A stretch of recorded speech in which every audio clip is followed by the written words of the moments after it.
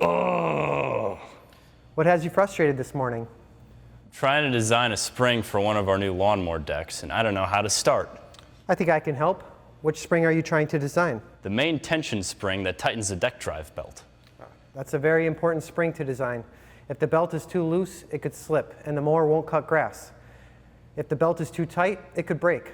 What things do you know to help us get started? I know what the two leg lengths of the idler arm are. They're 6.6 inches and 5.8 inches. I also know the distance from the idler arm to the fixed spring anchor is 10.6 inches. That's good. You also need to know the angle between the belt spans on either side of the idler pulley. Luckily, that can be measured in the CAD model. Right. I measured it at 80 degrees. Finally, we need to know the design tension for the belt. The spring will put the tension in the belt through the pulley. Do you know the ideal design tension? I have it written down here. 50 pounds is ideal. Okay, I think we have everything required to get started. We'll be using geometry and trigonometry to help solve this problem. We start by finding the force the idler pulley must exert on the belt to tighten the belt to 50 pounds on both sides of the pulley. We do this by using the law of sines. Let's draw out the triangle that represents the force triangle. You said the angle between the belts was 80 degrees. Let's call this alpha. Angle A in the triangle we are trying to solve is alpha divided by 2, since the force is acting on the bisecting line. We also know that leg B of the triangle is 50 pounds. Remember, this is the ideal tension force in the belt. What else do you notice about this force triangle? It's an isosceles triangle. That's right. So that means that leg length A is equal to leg length B. Angle A was alpha divided by 2, or 80 degrees divided by 2, which is 40 degrees. Leg A is equal to leg B, which is equal to 50 pounds. Since we need to find the length C, which is the force into the idler pulley, can you use the law of sines to figure it out?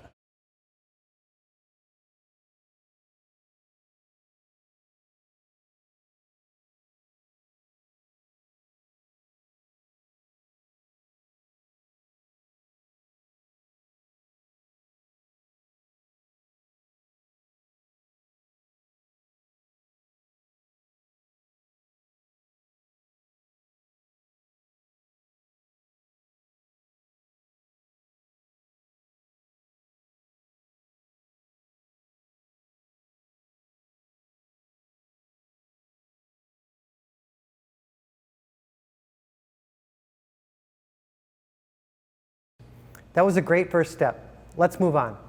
To work our way over to the spring, we need the idler arm force that pushes perpendicular to the line between the pulley pivot and the idler arm pivot.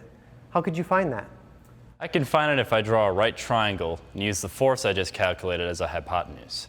To save time, I can measure the angle between the force line and the adjacent length that we'll call beta.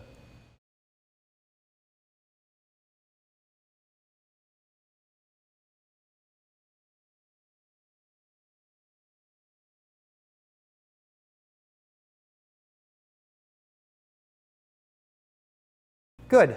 You said that you knew the fixed leg lengths of the idler arm. The fixed length from the pulley center to the arm pivot was 6.6 inches, and the fixed length from the arm pivot to the spring anchor point is 5.8 inches. Using those lengths, we can do a force balance calculation. Think of it like balancing out a teeter-totter. I have a 75.4 pound force pushing perpendicular on the idler arm on one side at a fixed length from the pivot, and to balance the idler arm, I can push on the other side of the arm with the appropriate amount of force at the spring anchor. Can you solve for the force at the spring anchor?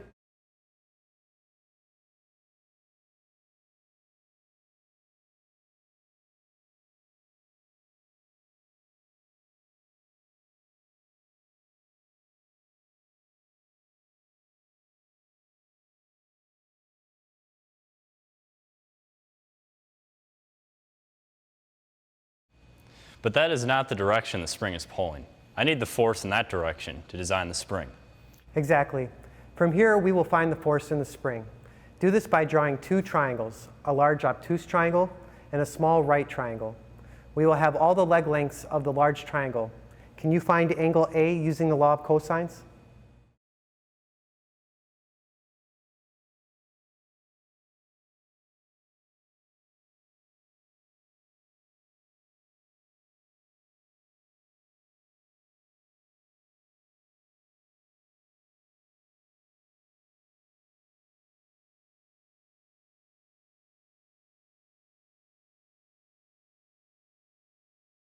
Now that we know angle A, can you find angle C on the small triangle by calculating the complementary angle since the spring anchor force is perpendicular to leg C on the large triangle?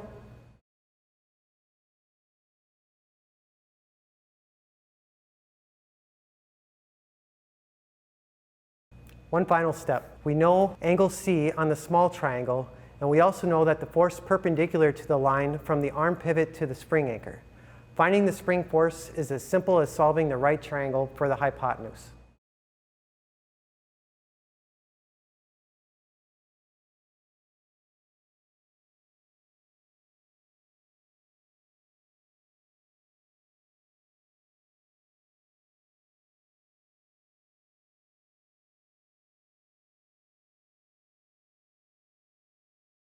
And there you have it. The force in the spring to tension the belt to 50 pounds is 96.6 pounds. You can take it from here and design the spring itself. Nice work. Great. This mower deck should cut a lot better since the belt won't slip anymore. That's right.